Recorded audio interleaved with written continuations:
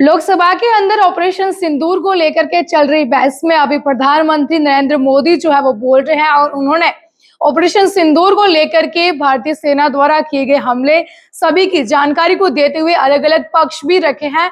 और वहीं प्रधानमंत्री ने दूसरे देशों के हस्तक्षेप को लेकर के एक बात कही है। उन्होंने कहा है कि संयुक्त राष्ट्र संघ के 193 देशों में से सिर्फ 3 देशों ने पाकिस्तान का समर्थन किया था, बाकी के सारे देशों ने भारत द्वारा किए गए पाकिस्तान पर हमले का समर्थन किया। और वहीं यह कहा है प्रधानमंत्री ने कि किसी भी देश ने भारत के पाकिस्तान पर हमला किए जाने वाले निर्णय को लेकर के अपना हस्तक्षेप है वो नहीं किया है। भारत ने ये सब कुछ है वो अपने बलबूते पर किया है।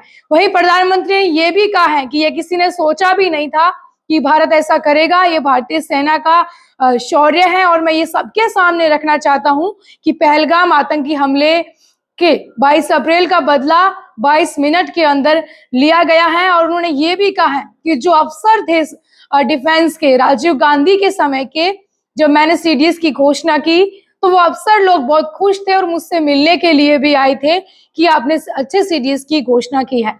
प्रधानमंत्री ने ये भी कहा है कि आतंकवाद के लिए यहाँ पर कोई भी जगह नहीं है और हमने पाकिस्तान के सीने पर वार किया है। आतंकवाद के लिए ऐसा कोई भी जो है वो नहीं कर पाया है।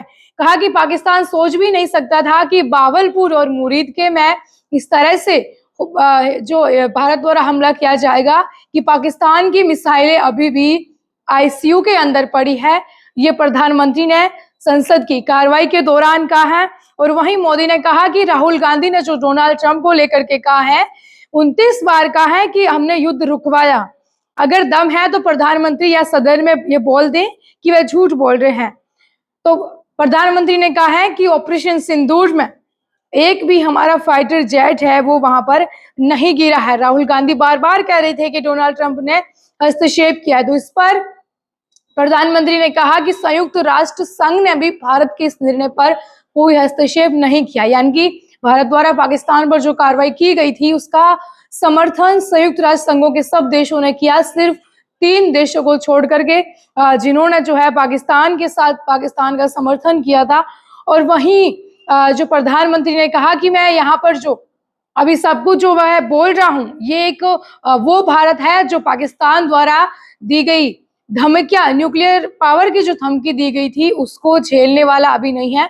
और ये पाकिस्तान को पता भी चलना चाहिए कि भारत जो है वो न्यूक्लियर की धमकियों से नहीं डरने वाला है।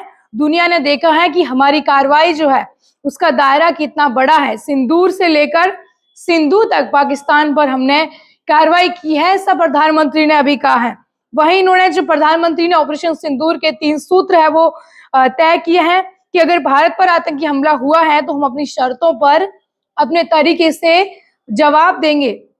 अगर भविष्य में ऐसा कभी होगा तो भारत के पास अपने तरीके हैं। 5 पक्ष जो है पीएम ने रखे हैं, जो पाकिस्तान पर हमले के 5 अलग अलग पक्ष थे। उन्होंने कहा कि पहला जो पक्ष उसमें कि 6 और 7 मई की रात को जैसा तय किया गया था वैसा किया, यानी कि 6 और 7 मई की रात को जिस तरह से ऑपरेशन सिंदूर का आगाज हुआ था भारतीय सेना द्वारा किया गया था।